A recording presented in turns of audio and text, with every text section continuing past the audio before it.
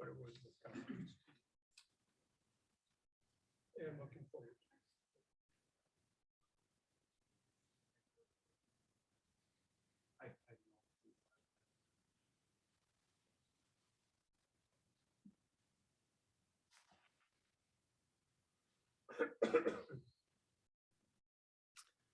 Welcome everybody to tonight's Phi Kappa Phi lecture.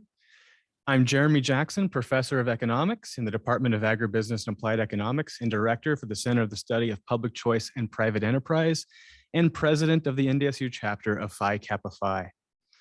Phi Kappa Phi is not a fraternity or sorority, it is an honor society, and membership is not granted to all but must be earned.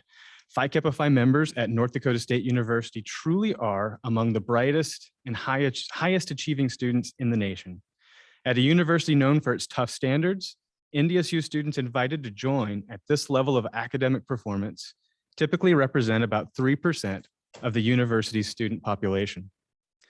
The Phi Kappa Phi faculty lecture was established in 2015 by President Dean Bresciani to recognize faculty whose outstanding high impact research, scholarship, or creative activity consistently supports NDSU's top tier research status and who have a proven ability to effectively present their research to a broad community in the land grant tradition. Tonight, I want to congratulate both winners of this year's Phi Kappa Phi lectureship. Dr. Makundi Sibi, University Distinguished Professor of Chemistry and Biochemistry, gave a lecture last fall. And tonight we will hear from Dr. Bill Wilson, Distinguished Professor of Agribusiness and Applied Economics. I also want to thank Jean and Bill and Green, Vice Provost for Faculty Affairs and Equity, who facilitated the selection process and the arrangements for tonight's presentation. After Dr. Wilson's presentation, Dr. Bresciani will give a few remarks. And now, please welcome or join me as we welcome Dr. Greg Lardy, Dean of the College of Agriculture, Food Systems, and Natural Resources, and Vice President of Agricultural Affairs.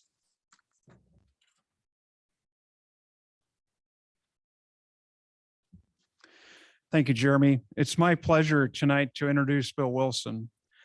Bill is a University Distinguished Professor and the CHS Chair in Risk Management and Trading in the Department of Agribusiness and Applied Economics, where he teaches courses in risk and strategy.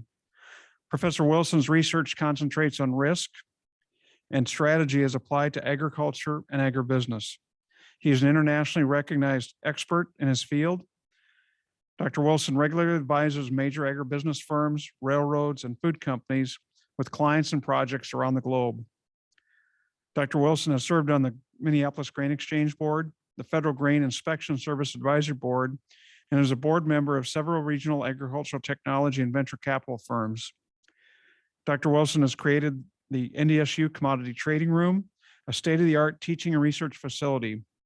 Among his many honors are the Eugene R. Dahl Excellence in Research Award, NDSU's Peltier Award, and the H. Roll Lund and Janet Lund Excellence in Teaching Award.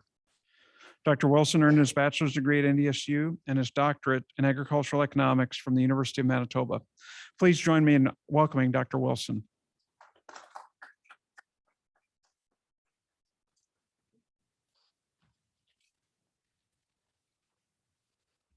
Thank you, Greg, and thanks for everybody being here, especially those in person. So I guess when I was asked to give this talk or was accepted to give this talk, I realized it's really kind of given a career's worth of experience in doing what I do. And we do a lot of stuff and try to organize it in a way as kind of a medley of my research and my teaching of topics of interest to this subject matter that I have here. Actually, I've given this talk a number of times around the world, but it changes all the time. And I can tell you that I rewrote it about a week ago, and I rewrote it again this afternoon after the events of the day. So that's the exciting thing about, I suppose, our positions. What we do is the exciting thing about agriculture, and it's fun to be involved. I made a mistake once giving a speech like this, and I forgot to thank people. So just bear with me. There's a lot of people I owe this to. My colleagues in my department, Dr. Nganji, NDS administration, Dean and Margaret, and all of the others, Greg, who basically allow me to do what I do. Other UDP professors, I know a number of online and a number here in the audience. They're the ones who inspire me. My colleagues that I do work with, Dr. Bullock and Raj. All of my grad students, past and present, who really inspire me to do what I do. In addition, a lot of companies or organizations fund my research: North Dakota Wheat Commission, North Dakota Soybean Council, AVS in Melbourne, Australia, amongst others. I have to give a lot of credit to boards of directors. Greg mentioned that. I get a lot of insight about business and agriculture serving that, and they include Amity and Bushel here in Fargo, NCH Capital in New York, which is a private equity company, which is one of the larger farm organizations in Russia and Ukraine, the largest food company in Mexico as well. I have to thank the Development Foundation for raising money for my endowment that supports what I do, and CHS in particular for supporting me as an endowed chaired position. I give thanks to my family who are online, excuse me, who are online today. It's really their continued support to say, keep on working, because they know how much I like it. And lastly, Jeremy, thank you for your introduction.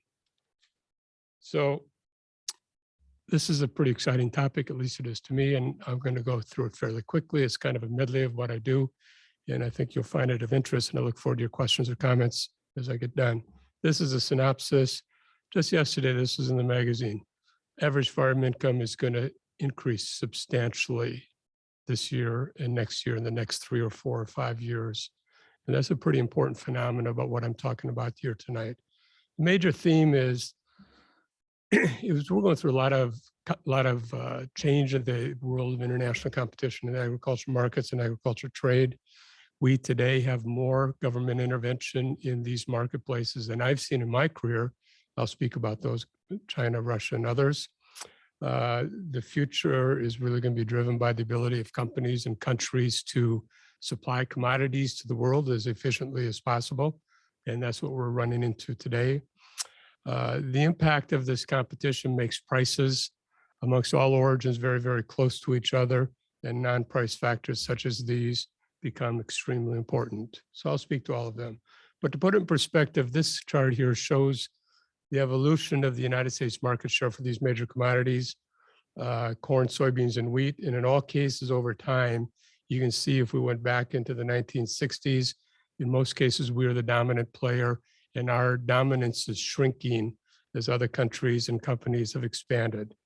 That's our challenge. And this is, what's driving a lot of this is what we used to call the 9 billion people problem. And no one should take credit for really inventing it, but we were heavily involved in this in 2004 when I was a keynote speaker frequently in New York at the venture capital companies who wanted to invest in agriculture. And we coined the word the 9 billion people problem because we realized that we had to double food production by 2050 to keep up with the growth and demand.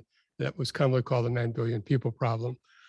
But we have major changes in agriculture now because of Brazil and the former Soviet Union. We have changes in North America. We have increasing differentiation of commodities. We have radically changing in logistics. We have tremendous amount of new technology that's coming into these marketplaces. We have more risk in these markets than we've ever had before. I just read an article while I was waiting here that they expect the volatility today, which we use volatility as a measure of risk, is 5 times as big as it was a year ago, and it's expected to continue for 24 months or more. So that's pretty drastic. That has big implications. And lastly, climate, no doubt, is having an impact on this. And I do all these big projects where you got to look 20 or 50 years forward. And one time someone says, "Don't you ever worry about climate change?" I said, I got 19,000 variables in my model. I can't worry about the climate. And I realized what happened with this Hurricane Sandy in 2012 and the drought in 2012. And now we got all these events going on around the world. I'm an avid skier, probably some of you know that. And I was just skiing last week over the weekend. And every time I read the newspaper, it was about the ski resorts talking about climate change and what are they going to do about it. And Lindsey Vonn said, places that I skied when I was 9 years old no longer get snow. Climate change. Here's my world. Russia up on the upper left-hand side, lower left-hand side, North America becoming more of a North American marketplace. The Argentinians, we got the Brazilians up on the upper right-hand side and the Ukrainians on the lower right-hand side. That's my world every day. So I'm going to talk about the big changes. Firstly, Russia, China, and these refined diesel and sustainable egg fuels, and then egg technologies. You cannot speak about agriculture today without talking about Russia and Ukraine. Just in the Wall Street Journal this morning was a very elaborate video, which was very, very well done. Howard, I sent that to you. It's very good. And this is on the front page of the Wall Street Journal on a routine basis now. Well, what's important here is back in the 1970s, they were a big importer. And they were a big importer for an extended time period that came to be called the famous Russian grain deal. And by the time 1991 come around, they liberalized. And by 2000 came around, they come to be a exporter. And now they're coming to be a dominant commodity exporter. And in fact, they control about 40% of the world commodity market. I think here I have 30%, 33%. And their export is pretty far reaching. Indeed, one of the major suppliers of wheat in Mexico is Black Sea wheat. Imagine that on our border. So we got to pay attention to it. These are headlines. It's interesting that story on the left-hand side was in Bloomberg in 2010, and it was like the day before Putin put in place an export embargo because of the concern of food price inflation in Russia. And I was actually involved in a trading business at a trading company that day, and the price of Chicago, we went up $1 inside of a couple of days. So currently, one of the big things going on in Russia, of course, is when you're a president like Putin, your people don't like food price inflation, and a good way to get not elected or a good way to have riots is to have food price inflation. So beginning, I'm guessing it was in January 2021, he put in place the most recent rendition of their export tax. The idea is to impose a tax so as to keep domestic prices cheap when world prices go high. That is a big deal. It's 70% for every dollar over $200 a ton. So today the world market is about $400 a ton. 70% of that is taxed for exports going out of Ukraine. I have to comment, I've been involved in there since 1991. I led the effort for the Russian government on how to liberalize or privatize the commodity trading business. Then in 1995, I worked as a consultant for what came to be one of the larger agriculture companies, now in Russia, still active and involved in Russia. I think they invested about $1 billion at the time.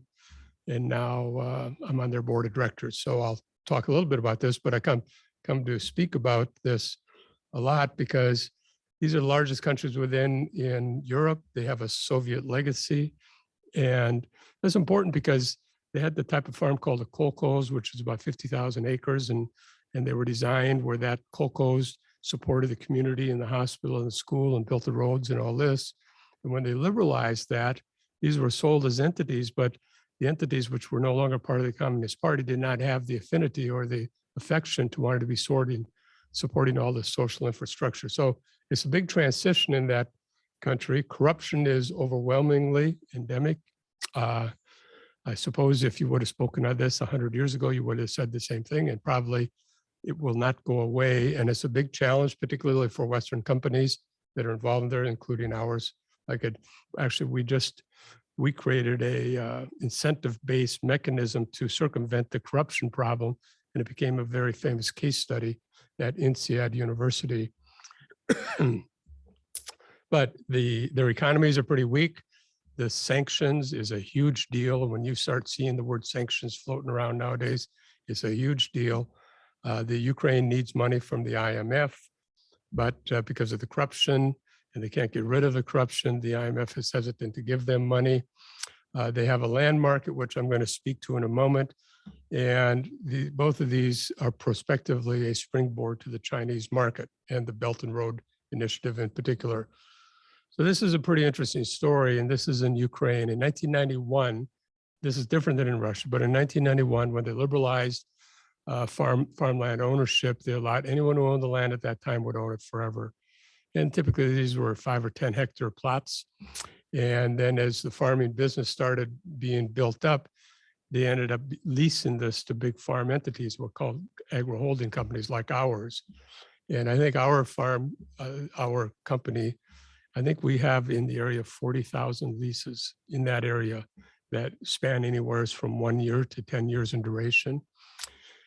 And that is because you could not sell the land. So but the IMF said, we'll give you money, but you got to liberalize that land market. So Zelensky put in place, he's on TV a lot nowadays. He put in place an idea of liberalizing the land market. He visited our board of directors in New York the same day he visited Trump in the United Nations a couple of years ago, if you remember that. And so he put together a place where they could start selling farmland commencing in October 2020, and anybody could buy it. And then, of course, companies like ours and I'm sure TIA Craft and I'm sure the Gates Foundation and others started lining up thinking that they're going to buy this land pretty cheap. And then the oligarchs involved decided that wasn't such a good idea to have Western companies starting to buy land. So they changed the law. And the current laws, as is stated here, is that you could sell farmland currently, but only to other Ukrainians until 2024. And then they would begin allowing foreigners to be buying that farmland. That picture on the right-hand side, this was a picture in the Financial Times of their parliament having a debate about the farmland laws in Ukraine just a year ago. Well, this is a permanent shift going on in agriculture. Certainly, they produce primarily non-GMO crops, or are thought to be non-GMO crops. They have very low logistics costs. This is critical for a number. So a typical shipping cost out of Ukraine is $15 a ton. From the United States, it's about $50 to $60 a ton. That's a huge deal and has a big impact on their competitiveness.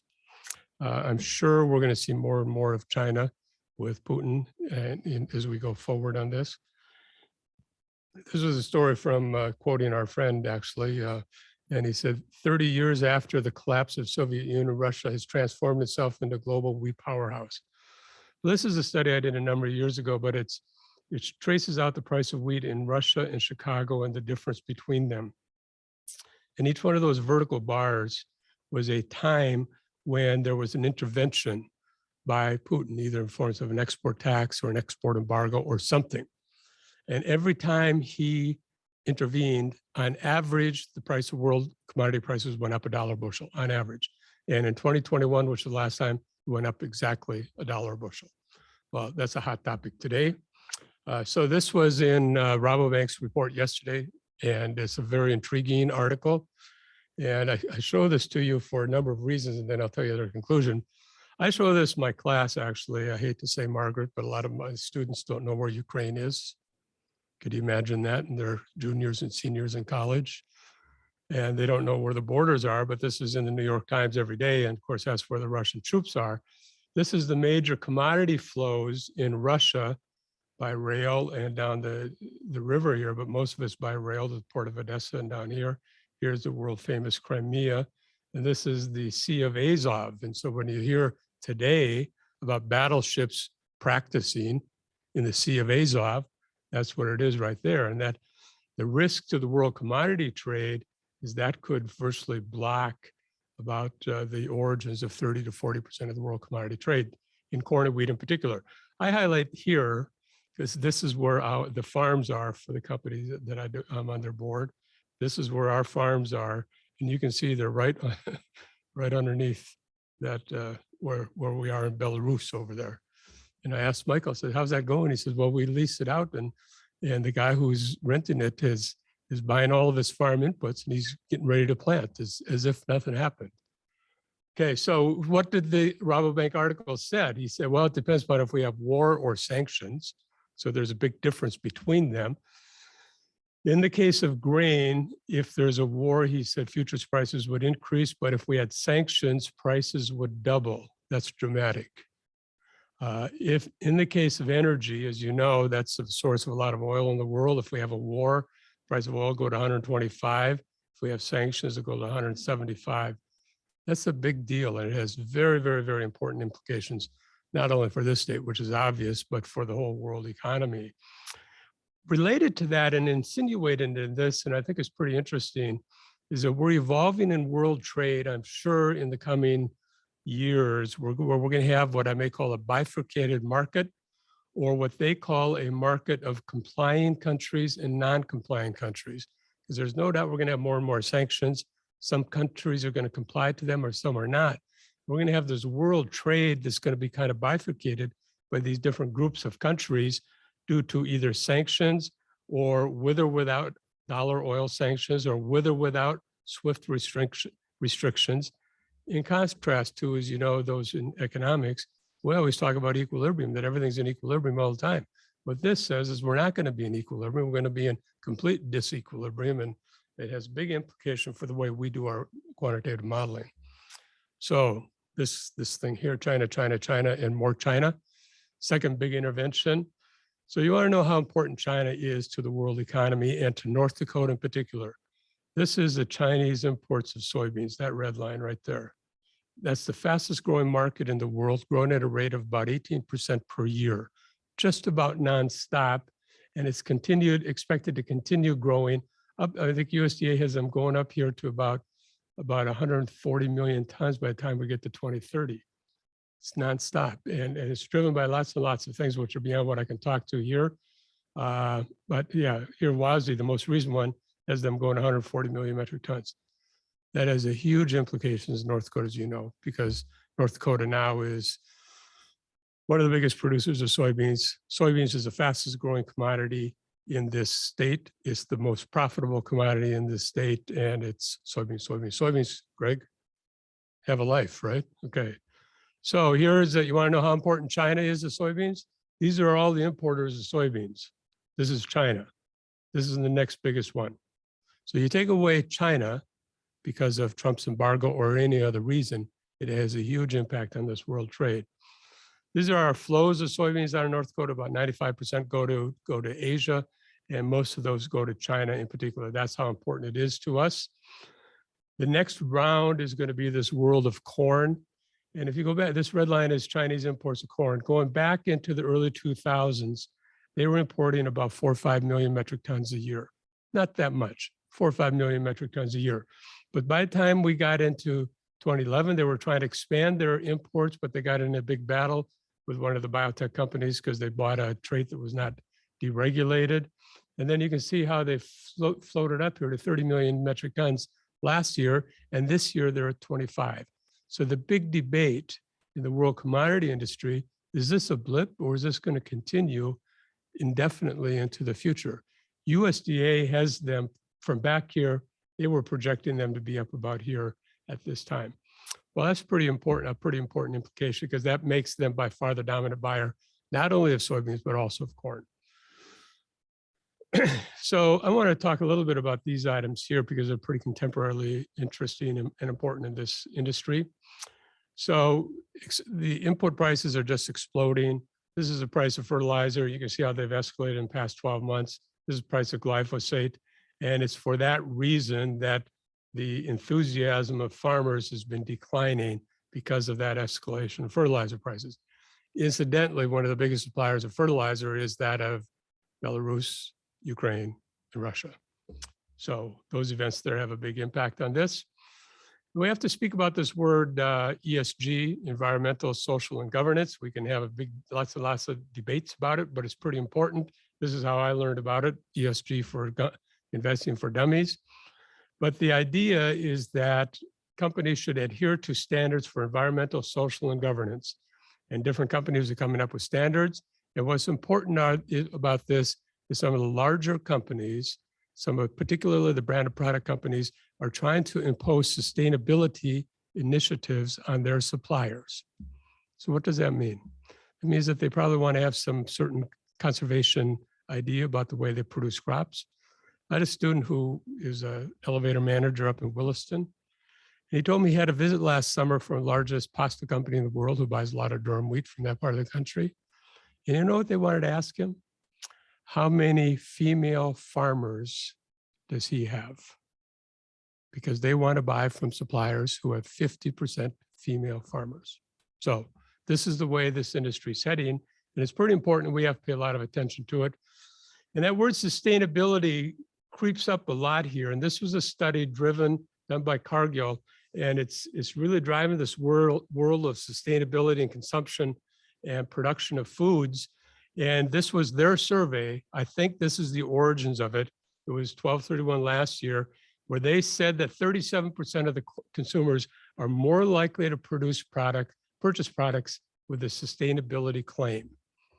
That's a big number. So all of the branded product food companies, Pepsi, General Mills, Quaker Oats, every one of them want to be able to say, we have sustainable production. And that's a big challenge, and it's changing the face of agriculture in a big way. Now we are beginning to have companies and organizations beginning to certify sustainability initiatives. So not only you can't just say I'm sustainable, you have to have a certificate of sustainability. And this was an article in Financial Times just last summer. So now we're erupting into this world of carbon markets, and associated with the Climate Accord of Paris. There are 67 countries and at least 8 states who are trying to buy carbon initiatives as carbon offsets. We have a pretty active marketplace that's developing around this area where farmers typically get $9 to $11 per acre. Bayer, Microsoft, and others, Cargill, Indigo, FBN, Nori, Nutrien, and Bushel will be having a product soon, all around carbon initiatives. And it's something that here at the dawn of carbon markets, farmers can get up to $20 an acre. There's a lot of hype around this, but we got to pay attention to it. And then related to that is this world of renewable diesel, and probably of everything I talked to you about up here today, this is probably one of the most dramatic longer-term events that's going to affect this state. So renewable diesel, I didn't even know what it was prior to 6 months, a year ago. And it's the cheapest way to manufacture oil that conforms to the California climate initiatives. And the feedstock is primarily soybean oil, but not exclusively soybean oil. But as a result of that, there's at least 18 proposed projects, including several here in North Dakota, one in Dickinson, around producing renewable diesel. Now, it's easy to announce a project. It's a whole nother thing to make it happen. But the projections of that are very, very dramatic in terms of the demand. This is existing and proposed advanced capacity in this sector. This is very dramatic. So this is, this is a quote from a friend who said that it's going to be accomplished in 18 months, whereas in ethanol took 5 years to reach that impact. Well, this is pretty dramatic impact. And I don't want to say I'm concerned about it, but we have a new plant coming up in Spiritwood, built by ADM, where the partner to that is Marathon Oil. Well, that tells me there's some legs under that. And it's a very long-term thing. Bunge's partnered with Chevron, Cargill's partnered with somebody. So I think there's long-term. After that announcement, you can see here the price of soybean oil. And soybean oil is in everything. You can see soybean oil is about 20 cents here. Now we're at 67 to 70 cents. And the demand for acres for planting this will be an additional 8 to 10 million acres. So North Dakota produces 7 million acres. It means for a country, we need to have one more state the size of North Dakota producing that many more million acres of soybeans. We don't have the acres. So Dean, we looked at a video the other day at a board meeting where the projector said that there were 20 million acres shortage of land around the world because of these phenomena. Then we run into this thing called SAF, Sustainable Aviation Fuel.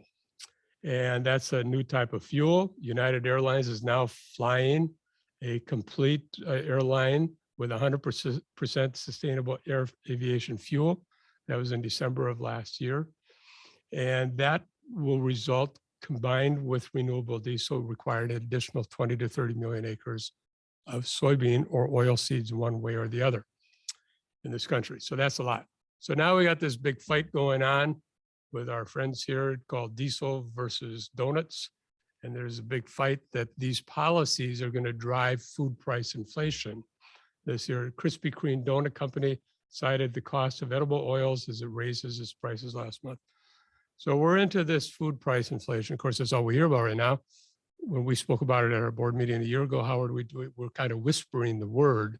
Remember, we're whispering the word, and now we kind of projected that we're going to have rapid food price inflation for an extended time, and that's exactly what's happened. I want to make a few comments about the international trading industry because it's so important to this sector and it's pretty interesting. It's an area that I've done work on, and in part my interest in this stimulated because the Wheat Commission one time asked me to give a talk about who sells wheat from North Dakota. It wasn't obvious to me who sold wheat from North Dakota. So that was the origins of this. But there's a punchline with it. So in the old days, in this book, Dan Morgan, Merchants of Grain, we had five international commodity companies. They were big. They were not publicly traded. They were family owned. They did a lot of business in secret. They sold millions and millions of tons around the world without anybody ever knowing about it. Nobody ever knew if they made money or not. I'm guessing they did make money. And so that was a characteristic prior to the 1960s and 1970s, more or less. And then by the time we got to the 1980s and 1990s, what happened is Andre went bankrupt, Bunge went public, Cargill became Cargill Parsley and ESOP, Continental acquired by Cargill, ADM became public, Dreyfus sold a stake to Abu Dhabi. What did they discover? It takes a ton of money to be in the international commodity business. It's hard to do that on family-owned wealth. So these are the characteristics of those companies, but what's important now is the trading is much more transparent than previously. Exports are now reported weekly. And I talk in my class, we're the only country in the world that does this. Everyone else takes advantage of it. We're the only ones who does this, trying to be very, very transparent to our farmers and industry, as well as to our shareholders. So in the early years, one of the studies of this by a Harvard professor, he said there were two sources of economies for international grain trading: economies of scale and the intangible economies of information. And he said that big companies had an advantage because information had a high fixed cost, and it gave you an advantage that no one else could replicate. And even today, they would talk about the advantage we used to have due to an asymmetric advantage of information. In the 1990s, these guys here, including me and Stefan, and we studied this a lot and concluded that the advantage of information is really lessening because of the speed at which information can be transmitted. And so this has changed the scope of the market quite a bit. So here's a new book just out last spring by these guys. This is a editor at, I think, Bloomberg and the Financial Times. And they talked about the evolution of this industry, and he highlighted, I speak to this all the time, we now continue to have ABCD plus, we have CHFs, COFCO, Gavilan, just being sold to Glencore. Glencore is one of the largest trading companies in the world, and in fact is larger than is Cargill, Olam, Wilmer, and 15 independent Russian-based trading firms. So we got a lot of competition now that we never used to have. And here's another recent book that just came out. And what they said that these major companies suffered from excessive volatility. So if you got to feed the company by yourself, you got a huge amount of volatility. It takes a lot of money to do that. And they've got new entrants. And as a result of that, those companies lost their market power. They lost their advantages of information and scale. And they had a lot more risk than before, and their margins were lower. So every one of the companies now are downstream integrating in one way or the other. Ironically, that's exactly what the farm sector wants. Value-added agriculture, that's what they want. So these companies try to mitigate their risks by entering into new sectors, ADM, largely in nutrition, Cargill in meat, and now aquaculture, Bunge into meals and protein. So I talk about this information, and many of you know that we have a commodity trading room. This is it here if you haven't seen it before. And what we're trying to do is teach about information. Where does information come from? How do you get it? How do you extract it? How do you make a decision? Try to do the best we can about doing that. This is the commodity markets today, and we teach this every Tuesday and Thursday and have a fun time doing it. But I point that out because I never forget, I talked about this once in my class or in a seminar we were teaching. We're talking about information and where do you get information? How do you interpret it and stuff like this? And he raised his hand. He said, I'm from Hettinger. I already get all that information on my phone. And I had another former student come in from Cargill, and he looked at our trading room. He says, you know, you have as much information in your trading room as we have in Cargill. And I thought that was astounding. And then I realized that information is pretty ubiquitous now, and everybody has information. So the future is going to be not having information, but how to do the analytics on that information. So we're doing more and more work in this artificial intelligence stuff and deep learning. This is Noah's thesis, and Noah now works for Cargill, and he's been gone a year or so, and he's had 3 promotions ever since then. It's not bad in 1 year. And this is a quote from a company I won't say, but they said that we're invested significantly in tools such as artificial intelligence, machine learning. It hired data scientists using information gathered from public sources and its own asset that gives them an edge during major events. So that's where we're headed. So then we got China, who wants to have their own trading company. And so they invented a company a few years ago by the name of Kappa, and this is their headline right here. Chinese want their own Cargill. So when you read about the trade disputes with China and the intellectual property and government-owned businesses, this is what we're talking about. State-owned entity, borrowings are guaranteed by the government of China, and they have a monopoly on imports. So they're expanding to become as big as Cargill, and they're moving pretty far along. And down here, you can't see it, but they're now in the process of planning to have an IPO. And the Russians got on top of this, and they said they want to have their own grain trading company. So a few years ago, a bank called VTB Bank, and if you read closely today in the press about sanctions on Russian banks, you're going to quickly see that word in Sberbank. And they're very, very big banks, and they started a company which ultimately came to be called United Grain Company, which is the #1 exporter out of the Black Sea. Why? Because they want to have their own Cargill. So I'm going to skip a few slides here to be sure I'm on time. I want to talk a little bit about technology, because that's what we're kind of all about as a university. And it's particularly important here because the technology we have gives us an advantage relative to everybody else, as long as we can stay ahead of them. And it used to be said that new agriculture technology gave us an advantage 7 to 8 years. It's probably today 3 or 5 years in that area. I use this slide in my class because I'm in trading. This is Minneapolis Grain Exchange, where we did open pit trading. And then we did electronic trading. Now we have algorithms doing trading. This was in the Financial Times a couple of weeks ago.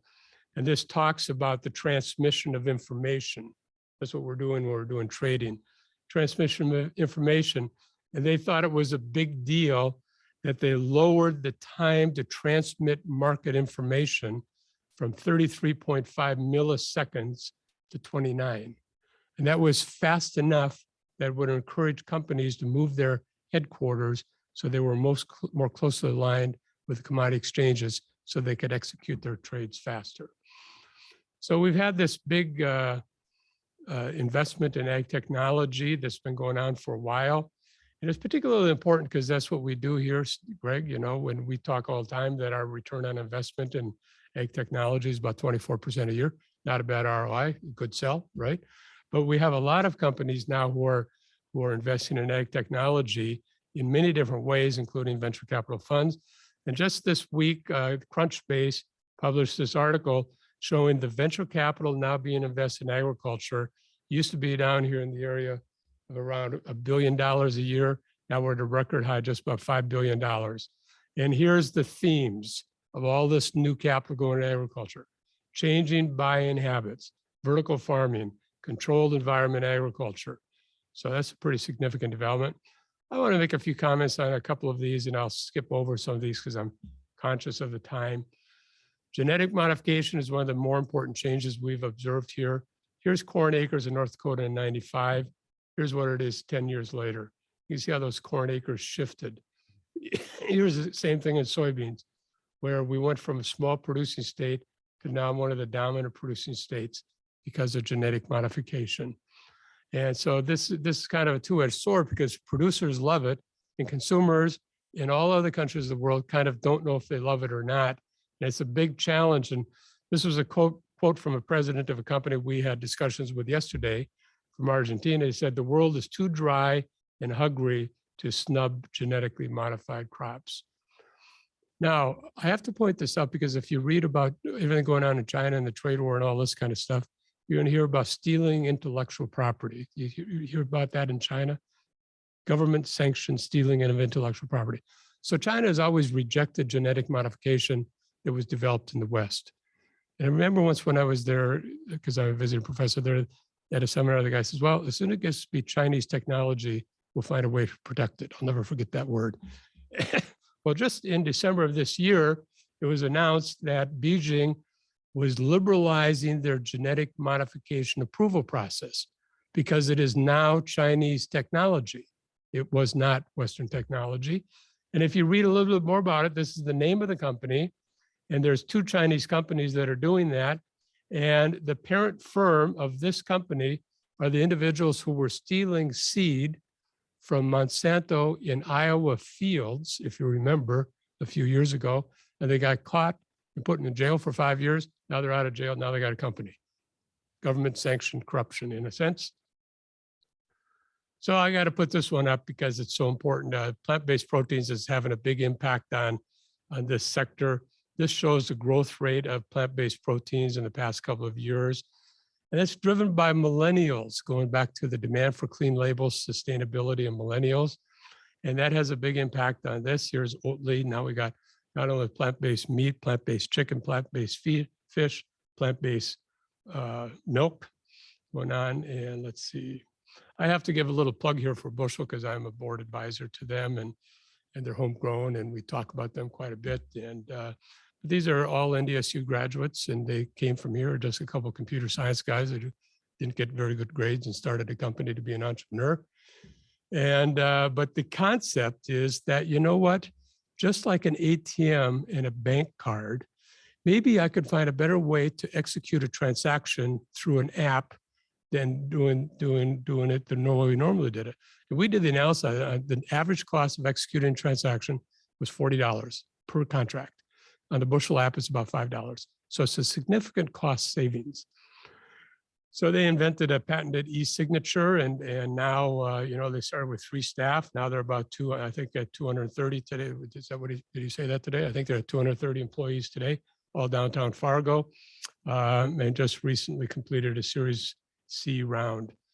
So they now have 2,000 elevators. 40% of the grain in America goes through the Bushel system. We have recent new investors, including all of the major companies, including Cargill and ADM. So that's a big story. So in summary, a few points I want to make, and then I'll say something significant for the association here. We have very robust demand in agriculture worldwide and in this country. It's driven by driven by population, income growth, millennials, and urbanization. We have major changes in technology, which is impacting the sector. It's very intensely competitive. It's probably one of the most competitive businesses there are. We have more interventions, however, than ever before. I mean, I grew up in the 1970s where we had a lot of intervention by the US government, nobody else. Now we have intervention by the US government, but we have all these big baseball bats being swung by China and Russia and others, as I described here. The United States, we perform extremely well where we have technological advantages, where we have logistical advantages and commercial practices, so long as the competition is unfettered. As soon as we put in place a Trump trade war, it distorts our advantage. As soon as we put in place some of the market power of China, COFCO, it distorts our competitive advantage. And that's a big challenge for us and how to deal with that world. And we have a substantial amount of intervention in the trade. And for the good of the order, Jeremy, I just wanted to mention a few things for the collegiality of research and teaching. And what I said here, some of the futuristic things that are pretty worthy of research, and in some case, multidisciplinary research. I think the word asymmetric information, that's a buzzword in strategy economics, and particularly Rasmussen and his book on game theory. And because what I said about the international grain trade, they used to have an asymmetric information advantage. Now that asymmetric advantage is lessening, and we have a more symmetric competitors. I think we have to understand that a little bit more here. All of these companies are trying to diversify within trading as well as trading and into value-added agriculture. I think this whole world of trade and bifurcated markets is going to be a challenge for people in our profession, because we always like to talk about equilibrium models as if everything's always in equilibrium. And what this means is we're never in equilibrium, and it's always mixed up somehow. Certainly the word supply chain management is going to be where a lot of action is in the future, particularly about infrastructure and strategy. keep in mind as we're going through this problem with the, the ships in port and all this, the common thought in supply chain management is just-in-time manufacturing. Don't carry any inventories. And the underlying assumption there is that there's no risk. But as soon as you introduce risk, it becomes optimal to carry inventories, maybe carry a lot of inventories and accrue the cost of carrying a lot of inventories. That's a huge challenge, both analytically as well as strategically. I think there's great opportunities in our profession, particularly around deep and machine learning models. In Noah's work, he showed that you could reduce the risk or our projection of risk by about 2/3 by using this type of modeling versus conventional modeling. That's a big deal in this business. And lastly, in food marketing, because I know some people are online listening about this, I think this world of plant-based protein has got opportunities and challenges. No matter where you're from, that's the way it is. I think this challenge of clean labels and food production and the opportunities to have that, Shanae, who used to be over there in cereal science, did a lot of work in that. I'm not doing work in that now, but I'm conversant with the challenge of clean labels and the new regulations of governing. But lastly, Farm to Fork initiative of the EU, which has kind of said, we don't care about any of this. We want to have reduced chemicals in our food, no glyphosate, no fertilizer, and set aside 10% of your land if you want to sell to us. So that's it. So Jeremy, I'd be happy to try to answer some questions. Thank you.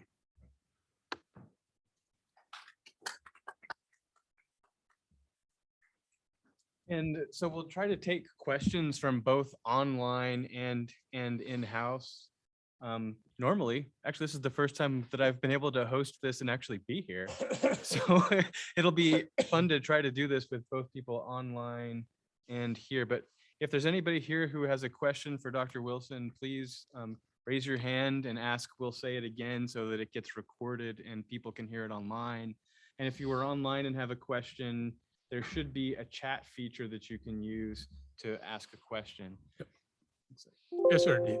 Dr. Wilson, I appreciate you trying to stay on the time track. If you'd had 2 to 3 times as much time, what would you have added? I think a little bit more on the issues confronting climate change would be one. I think a little bit more on the challenges of the logistics system worldwide and how that impacts competition. Those would be areas that I'd pay a lot of attention to. Yeah, thank you. Other questions?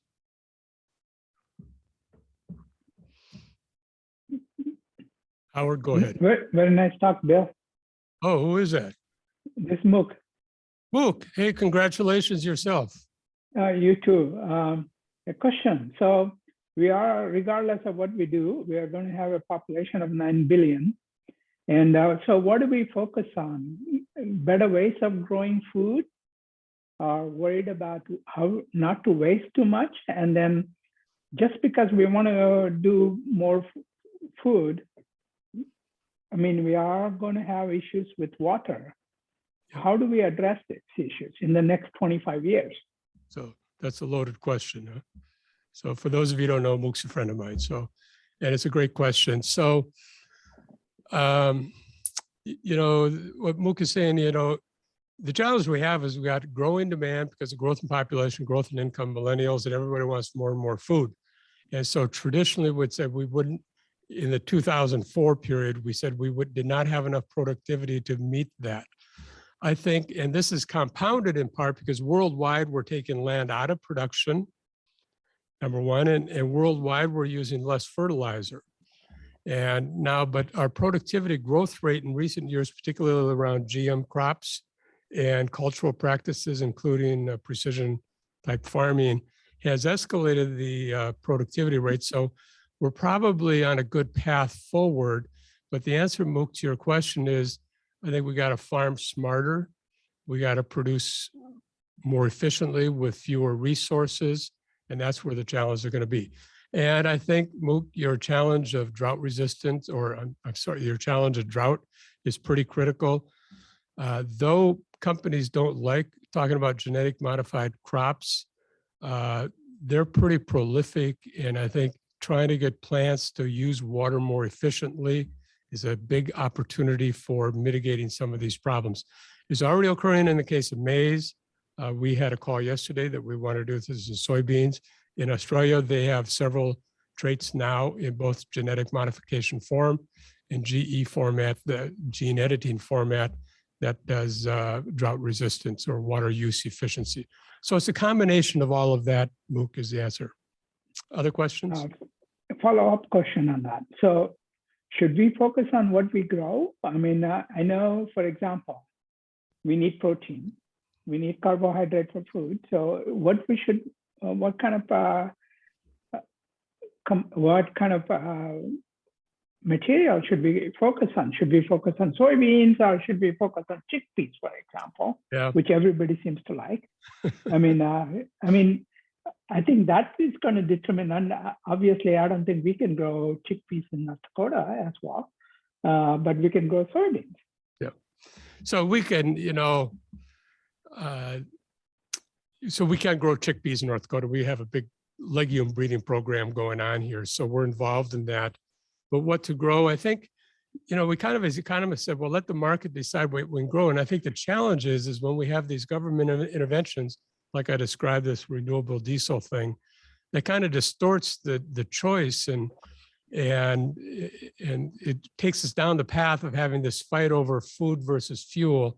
And that's going to be very dramatic in the coming years. But I'm guessing the answer, Mook, is we need all of it primarily, with a shift towards proteins. Other questions? Yes, go ahead. Oh.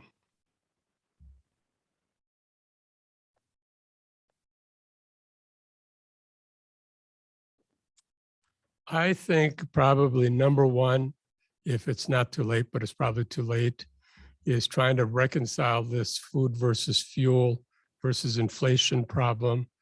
I was involved on a board where a former Secretary of Agriculture was a good friend of ours. We asked about who does the thinking in Washington about all this stuff on food price inflation. He said, nobody does. The next thing we know, we got inflation that's highest we've had in 40 years. So I think that's a major, major policy issue. I think one is food price versus fuel. I think second, a lot of the issues around climate and what we want to do to conform to climate. And number three, I hate to say, is continued funding of technology in agriculture, research and technology. Howard, you want to give a speech about? Yeah.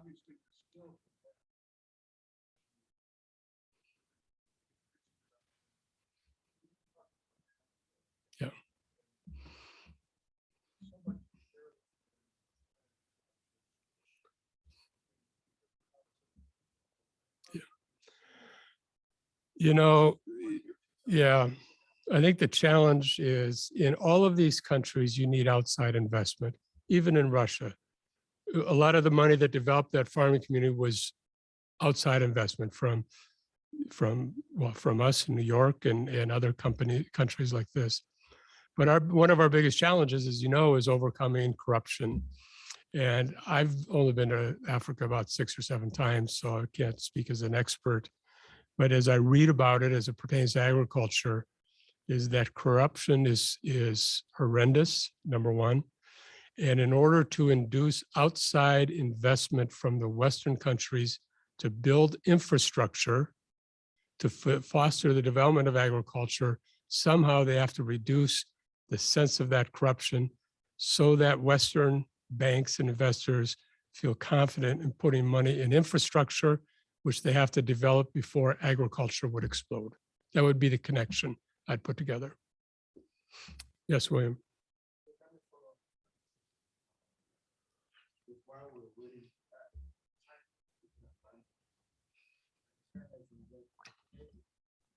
Yep.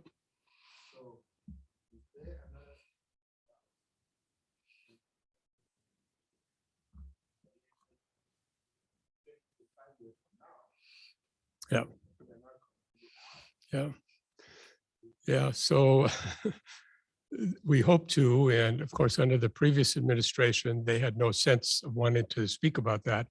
the Biden administration or the departments are becoming more progressive in trying to create some type of initiatives to counter the Belt and Road Initiative. What you're talking about is Belt and Road Initiative. I think that'll be a challenge because I'm not certain everybody in this country agrees to it or understands to it, but it's pretty prolific. I just got an article yesterday from George, and he sent me an article out of the Buenos Aires newspaper talking about Argentina now becoming part of the Belt and Road Initiative and all the investments they're going to make in infrastructure, including railroads and roads, which is what they desperately need. And he just wanted my opinion on that. And this is pretty dramatic. And it's a challenge for us in the United States. You know, in the old days, we were the only ones who did that kind of stuff. We had Peace Corps and these types of things around the world to help build nations. And now China is, you know, probably 20 years ahead of us on this and probably a bigger pocketbook than we have to deal with that. So that's a challenge. Other questions or comments? I have a question. Yes, for sir. you. So one of the things that you talked about was this trend in ag. Partly it's the farm to fork, Yeah. but in other ways, the identity of the person who makes a commodity is becoming one of the important characteristics. To what degree then are commodities still going to be commodities? So we can have a big fight over this question, but you know, the idea of a commodity is that it's a homogeneous product. It's readily tradable. Whether I buy it or Dean buys it or Margaret buys it, it's the same exact thing. Means the same thing to all of us. We got this world of farm to fork, which Jeremy mentions. That's the new EU policy, which right now the EU is an exporter, but the policy essentially, we have a student, Ian Flagg, who was a student of ours who's involved in this in Amsterdam. It says they want to, from any country that they buy from, they want to have 10% reduction in acres, no fertilizer, no glyphosate, and restricted use of other chemicals, and no GM crops. And anyone who's modeled this says by 2030, Europe will be a major importer. And when the people in Europe talk about it, they said they don't care. They want farm to fork. So, you know, this is what they want. So to your question, so this is a driving force to it, but it's not only the EU. We have this demand for what are called clean labels. There's new labeling laws that went in place in 2019, where I hate to say millennials, because we got, I guess, Ryan, would you be a millennial? No, William's not a millennial, but, you know, but you know, Cargill says that 37% increase in production, and all the surveys are pointing to that if you can have a clean label somehow, so I know where the product came from and I know how it was grown, that I'm going to have a greater propensity to grow that. So my answer, Jeremy, to answer your question, I'm going to say this is ultimately going to be relevant for probably 20% of the world's population in the high income area. That would be the way I would say it. And there's still commodities, you know, we got to fill bellies and we got to feed people, and we got to feed people in Africa and Mexico, you know, those other countries. So it's a tough road. Bushel is working on a initiative around this, so I'm pretty close to it, but I don't think it's a market that's going to be the whole world. Greg, go ahead. Bill, how do you see for North Dakota farm? What do you see that biodiesel, green diesel effort?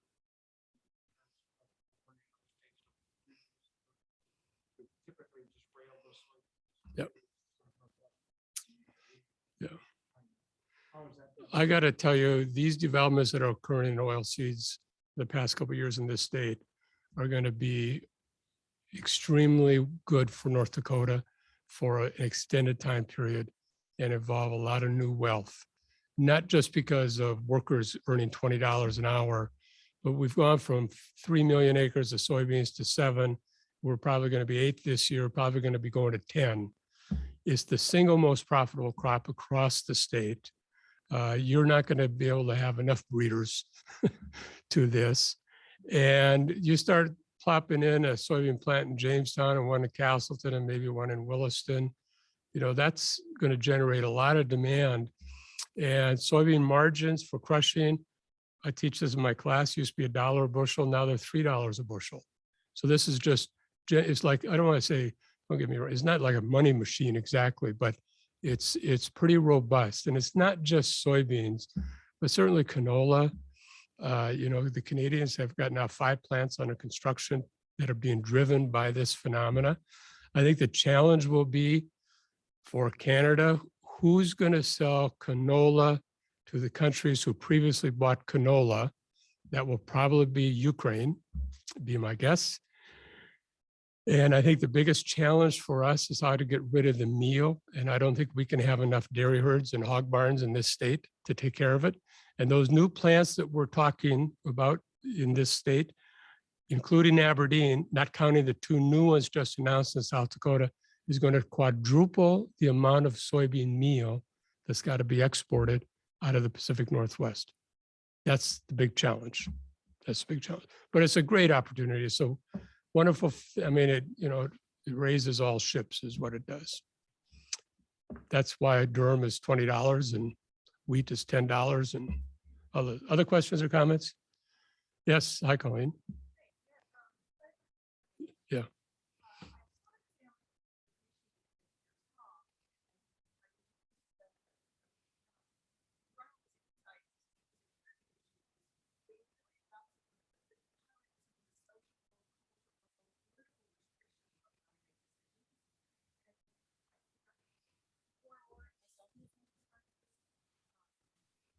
I'm struck by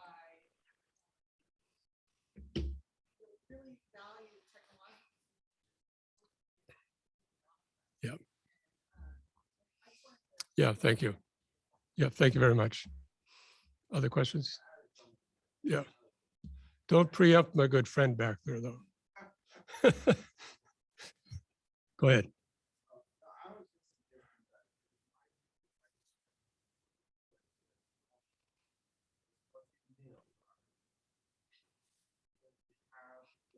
Yeah.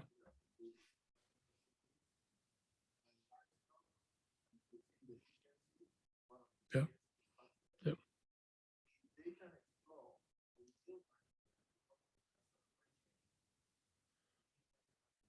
Yeah. Good idea. Tom?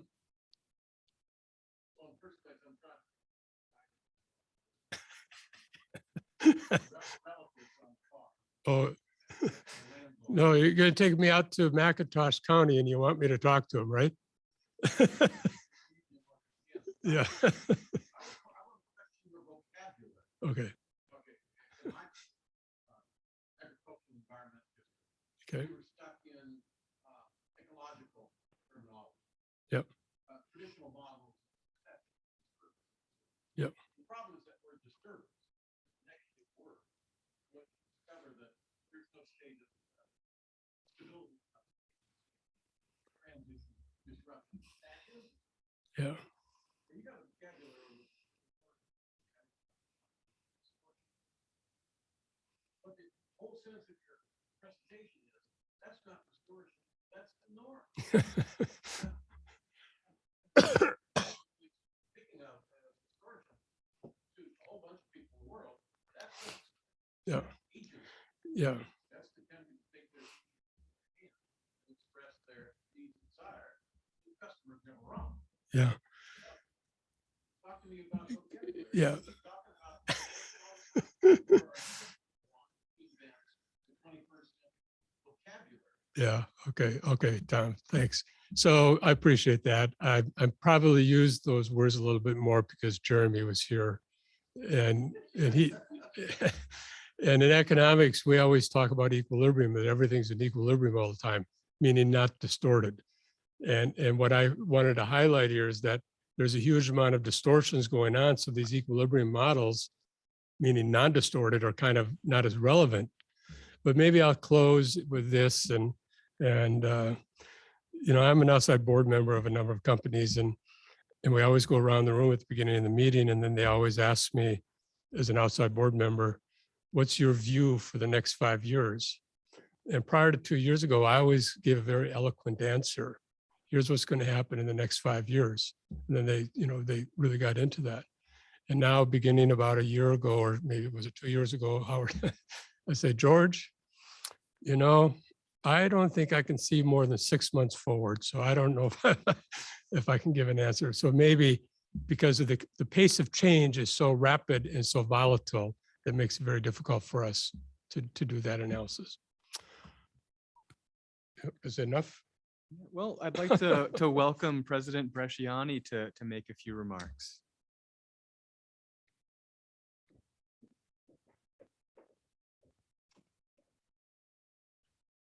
Well, thank you, Dr. Jackson, and thanks everyone here this evening.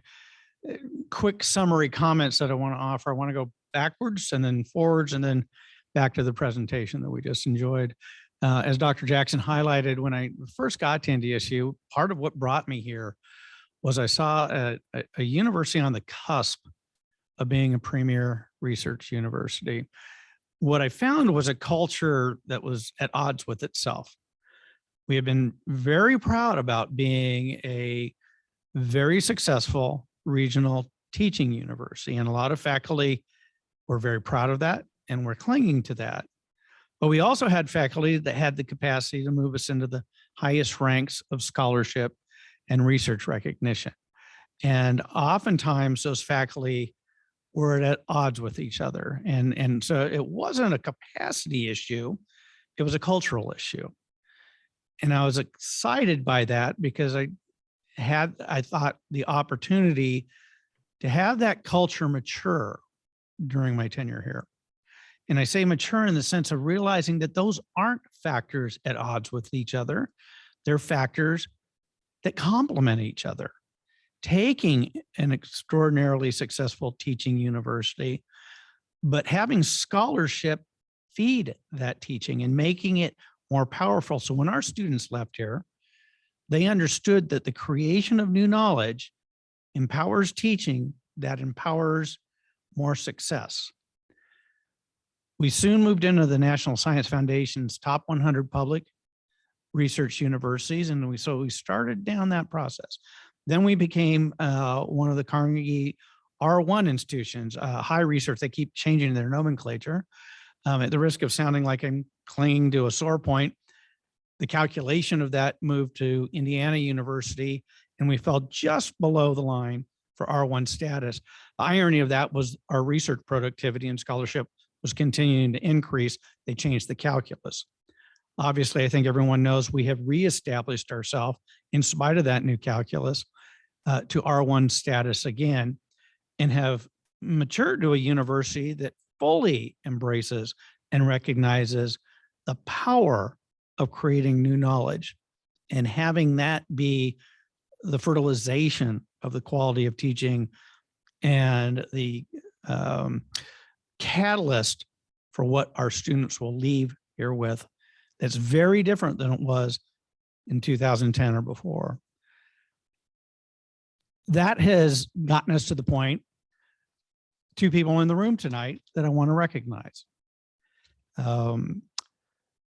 Dr. Muksibi, who's online with us, University Distinguished Professor of Chemistry and Biochemistry, and Dr. Colleen Fitzgerald, our Vice President for Research and Creative Activity, who last month were named fellows by the American Association of the Advancement of Science. They're part of a class of 564 scientists. And you may say, well, that's a nice recognition, 564 scientists.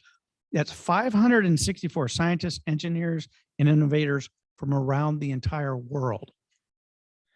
That's a very different place than we were in 2010 and before. And I want to recognize them and the recognition they bring to NDSU as a very different place than we were in 2010 and before. Now back to Dr. Wilson's presentation this evening. And I think this came up, I think Dr. Sibi got us going down this path since roughly the mid 70s. The prediction of the world starving itself to death keeps coming up, and the world keeps not starving itself to death. In spite of one challenge after another challenge, we keep finding a way to be more productive in addressing that. And what was killing me about the presentation is Dr. Wilson did such a commendable job of rushing through it. My guess is we could have been here all day and nobody would have left the room because it would only spurn more questions. And I'm talking about somebody who I have the pleasure to work with. He's a scholar, he's a colleague, he's a personal friend. In a few months, he's going to be my down the street neighbor in the Lakes region. This is someone who I will always cherish a relationship with. But what gets me most excited is he is an exemplar of our distinguished professors, and frankly, all of our professors who have changed NDSU and changed what we're about, changed what we produce, and can take a horrendously complicated topic and boil it down to 30 minutes that you wish had been 30 hours. That's what gets me excited about working in higher education. That's what made me want to start celebrating scholarship and changing the culture of this place and the creation of the Phi Kappa Phi faculty lectureship, taking every opportunity we have to elevate, recognize, and celebrate the power that new knowledge creates for the people that we serve. Dr. Wilson, your presentation tonight was absolutely exemplary of what I aspired to when we created this lectureship. And I hope everyone will join me in thanking you